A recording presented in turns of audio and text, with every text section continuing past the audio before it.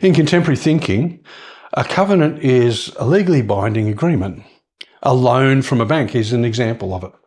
Interestingly enough, God uses these forms of covenantal agreements which were common among the people of the time.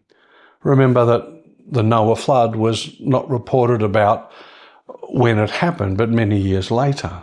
And we see the covenant with the Jews as a similar type of agreement system that all of the people in that area in the Middle East probably had at that stage.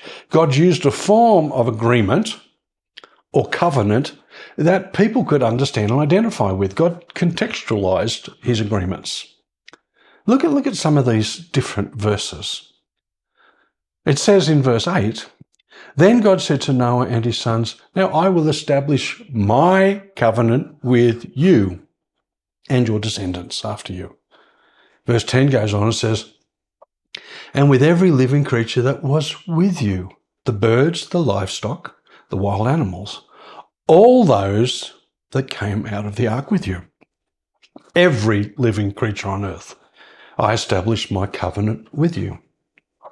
Never again will all life be cut off by the waters of a flood. Never again will there be a flood to destroy the earth."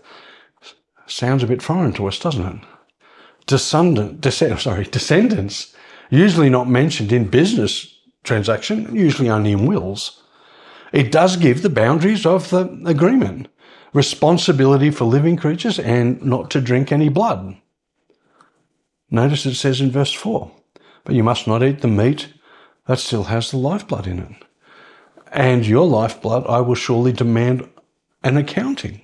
I will demand an accounting for every animal, and from each man too I will demand accounting for the life of his fellow man." Yep, they're the boundaries that he's put around it. You see, he's also put in there a sign that he will keep his bargain. Verse 13, "I have set my rainbow in the clouds, and it will be the sign of the covenant between me and the earth. Whenever I bring the clouds over the earth, then the rainbow, it appears in the sky. I will remember my covenant between me, you, and all living creatures of every kind. Never again will the waters become a flood to destroy life. Whenever the rainbow appears in the sky, I will see it and remember the everlasting covenant between God and all living creatures of every kind on the earth." That's pretty huge, isn't it? God is saying, this is what I'm going to do. This is like God's signature on the bottom of the page. But what about Noah's sign of the bargain? There's two requirements. Just two. Don't eat blood and be fruitful and multiply. That sounds like a good arrangement, doesn't it? Cook your meat, well done, and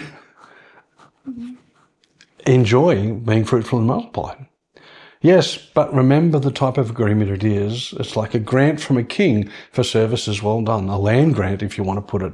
He gets the whole earth, and all that is required is continued support of the king. In other words, it's an all-of-life agreement. If God wanted to make a covenant with people now in the 21st century, he would probably use terminology from a bank loan or a legal agreement that is contemporary. That is the way God communicates. Another thing about most covenants, but not necessarily in the Noah covenant, is the blessings and curses that are attached to them. We might talk about that next time.